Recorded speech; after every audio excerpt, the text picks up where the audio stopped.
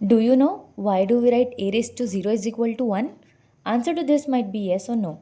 But for those of you who don't know, let's understand and clear this once and for all. Hello guys and welcome to my YouTube channel, जहाँ पर हम maths को हम थोड़ा सा कम difficult और थोड़ा ज़्यादा इंटरेस्टिंग बनाने की कोशिश करेंगे। इसी के साथ शुरुआत करते हैं हमारे आज के टॉपिक, जिसका नाम है exponents and powers. So let's talk about laws of exponents first. पहले हम सेम बेसिस के बारे में बात करेंगे और उसके बाद हम डिफरेंट बेसिस के बारे में बात करेंगे। सबसे पहले समझते हैं कि एक्सपोनेंट्स एंड पावर्स होता क्या है।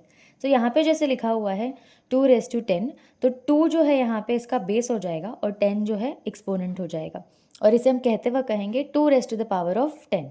सो 2 here is base, 10 is the exponent and 2⁻10 all together इसी को पावर कहा जाता है। Now let's talk about a raised to m into a raised to n, that is equal to a raised to m plus n। इसे solve करके देखते हैं, इसका एक एग्जाम्पल के साथ समझते हैं। So let's write 2⁻3 into 2⁻5। सो अगर हम 2⁻3 इंटू 2⁻5 लिखेंगे, सो पहले 2⁻3 को ऐसे लिख देते हैं 2 इंटू 2 इंटू 2, एंड देन 5 को ब्रेक डाउन करके लिखते हैं 2 into 2 into 2 into 2 into 2. So this is 1, 2 and 3 for this, and 1, 2, 3, 4 and 5 for this. So altogether it becomes 1, 2, 3, 4, 5, 6, 7 and 8. So इसका फाइनल आंसर आता है 2⁸8. So अगर हम इस तरीके से देखें या फिर a⁻m इंटू a⁻n, सो यहाँ पे जो है 2⁻3 इंटू 2⁻5, तो वैसे ही 2⁻3 प्लस 5 अगर हम कर देते हैं तो भी हमारा आंसर जो है 2⁸8 आता है। सो आप इस मेथड से करो या इस मेथड से करो, आंसर सेम है। सो शॉर्टकट वे जो है वो यही होगा। फर्स्ट लॉ ऑफ एक्सपोनेंट जो है a⁻m into a⁻n is equal to a⁻m plus n in the bracket. And now second law of exponent is a⁻m divided by a⁻n, और हम ऊपर जब मल्टीप्लिकेशन में प्लस करे थे, यहाँ पर डिवीजन में हम माइनस करेंगे। So a⁻m divided by a⁻n is equal to a⁻n bracket m minus n। इसका भी एक एग्जाम्पल समझते हैं। Let's take 2⁸8 divided by 2⁻3। So इसको हम एक्सपांड करके लिख देंगे 8 times 2। So this is 1, 2, 3, 4, 5, 6, 7 and 8 and divided by 2⁻3. So 2 into 2 into 2। अभी इसे हम कट कर देंगे, यहाँ पे ये कट हो जाएगा और ये कट हो जाएगा, तो हमारा फाइनल आंसर आता है 1, 2, 3, 4 and 5। So 2⁻8 upon 2⁻3 becomes 2⁻5। So again law of exponent जो है वो प्रूव हो गया। यहाँ पे m है, यहाँ पे n है, सो यहाँ पे सेम बेस है, राइट। a और यहाँ पे भी क्या था, 2 और 2 जो है सेम बेस था। सो अगर m यहाँ पे डिफरेंट है दैट इज 8, एंड n यहाँ पे डिफरेंट है that is 3, so m minus n। सो यहाँ पे 8 माइनस 3 लिखेंगे तो भी हमारा आंसर जो है 2⁻5 आएगा। So this proves our second law of exponent. I hope you understand this. Let's talk about the next one. So यहाँ पे a⁻m in bracket raise to n, so ये बन जाता है a⁻m इंटू n। सो यहाँ पे एग्जाम्पल होगा हमारा 2⁻3 इंटू 2। सो 2⁻3 जो है अब ये ब्रैकेट में है, सो इसको हम इस तरीके से लिखेंगे 2 into 2 into 2 and bracket square. Okay, now let's expand this again. So this becomes 2 into 2 into 2, and यहाँ पे स्क्वायर था तो इसे हम 2 बार लिखेंगे यहाँ पे। Okay, so now this becomes 1, 2, 3, 4, 5 and 6। तो टोटल कितने हो गए 2⁻6। और अभी हम इसे अगर लॉ ऑफ एक्सपोनेंट के थ्रू जाएंगे, सो ये हो गया यहाँ पे 2⁻3 and n is equal to 2। So ये हम इसे a⁻m के फॉर्म में कैसे लिखेंगे, 2⁻3 इंटू 2 विच बिकम्स 2⁻6। तो यहाँ पे हमारा आंसर जो है अगेन सेम आ गया है। Okay, now next is different basis का है। अभी तक हमने सेम बेसिस का देखा था, now it is about different basis. So a⁻m into b⁻m that becomes a into b bracket raise to power of m। Okay, so here it is 2⁻4 into 5⁻4। So इसे expand करते हैं तो ये हो जाएगा 2 into 2 into 2 into 2 into 5 into 5 into 5 into 5. So this 2 and 5, this becomes 10.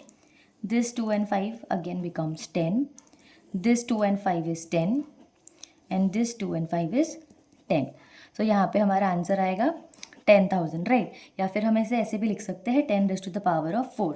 तो यहाँ पे जो है a raise to m, so that is 2 raise to 4 and b raise to m is equal to 5 raise to 4. तो अगर हम इसे a b के फॉर्म में लिखेंगे तो यहाँ पे 2 जो था that is a, so will write here 2 and b की जगह पे हम लिखेंगे 5 and raise to the power of m that is 4. So this become 10 raise to 4. सो ऐसे करें या ऐसे करें सेम आएगा. Okay, again next one is also proven. Same goes for a raise to m upon b raise to m, that becomes a upon b raise to m. Okay, यहाँ पे हम एग्जाम्पल लिखते हैं 5 raise to 3 upon 2 raise to 3 is equal to, तो यहाँ पे जो a है वहाँ पे हमने 5 लिखा है और b की जगह पे हमने 2 लिखा है. ओके, सो यहाँ पे m और m जो है कॉमन है, तो जब हम इसे सॉल्व करेंगे तो 5 raise to 2 as it is ऐसे आ जाएगा. और सिंस इन दोनों का पावर जो है सेम है, so will just write the bracket cube. So 5 raise to 2 का bracket cube. So I hope आपको इतना समझ में आ गया होगा. Now let's talk about a raise to 0 is equal to 1. उसके लिए हम स्टार्ट करते हैं 10 raise to 4 is equal to 10 into 10 into 10 into 10. So eventually जो है हम डिसेंडिंग ऑर्डर में आएंगे. पहले हम पॉजिटिव से स्टार्ट करके and will go till the negatives. Okay, so 10 raise to 4 को हमने 10 इंटू 10 इंटू 10 इंटू 10 इस फॉर्म में लिख दिया. नाउ 10 रेज टू 3 जो है दैट इज दिस. ओके, लेकिन अभी हम क्या करेंगे, हम इसे बेस कंसिडर करके चलेंगे और फिर eventually will minus the numbers और डिवाइड द नंबर्स. सो यहाँ पे 10 इंटू 10 इंटू 10 है, इसको हम और एक 10 से लिख देते हैं और इसे डिवाइडेड बाय 10 कर लेते हैं. ओके, लेकिन हमारा यहाँ पे क्वेश्चन क्या था, 10 raise to 3. So will cut this and this, तो हमें इवेंचुअली कितना मिल जाएगा, 3 मिल जाएंगे. ओके, अभी 10 रेज टू 2 को जो है हम इस फॉर्म में लिखेंगे. So we'll take this as a base और अगेन इसे डिवाइड हम करेंगे 10 से. Since the number is 10 here, so that is why we are dividing with 10. So ये भी कट हो गया. So 10 raise to 2 is equal to क्या हो गया, 10 into 10. Again 10 raise to 1. So ये 10 इंटू 10 को हम बेस कंसिडर करेंगे. Again will divide by 10. So ये जो है ये कट हो जाएगा और हमें 10 रेज टू 1 मिल जाएगा 10. Now 10 raise to 0 is equal to this 10, इसको बेस लेंगे और अगेन 10 से डिवाइड करेंगे तो this eventually becomes 1. So that is the reason. ये फाइनल लॉ ऑफ एक्सपोनेंट आपको बताता है कि कोई भी number raise to the power of 0 हो उसे हम 1 कहेंगे. So here if it is 2 raise to 0, 3 raise to 0, 4 raise to 0 and so on, आपका फाइनल आंसर क्या आएगा, 1. Okay, now let's go with the negatives now. So 10 raise to power of -1, तो यहाँ पे 1 था, राइट. तो ये 1 को हम नीचे ले आएंगे और इसे डिवाइड करेंगे 10 से. तो अभी जो ये हो जाएगा 10 रेज टू -1 हो जाएगा 1 अपॉन 10. नाउ 10 रेज टू -2 जो है, नाउ ये 1 अपॉन 10 वापस नीचे आएगा. इसे हम अगेन डिवाइड जो है वो करेंगे 10 से, मतलब यहाँ पे हमने डिवीजन में लिखा है, राइट. सो ये बन जाएगा 1 अपॉन 100. और जैसे जैसे आप और नेगेटिव नंबर्स बढ़ाते जाओगे, 10 रेज टू -3 हो जाएगा तो यहाँ पे और एक 0 ऐड हो जाएगा और सो ऑन. ओके, सो इससे हमें और एक चीज़ समझ में आती है कि जब a रेज टू -m है उसे हम इस फॉर्म में लिखेंगे 1 upon a raise to m. So a raise to -m becomes 1 upon a raise to power m.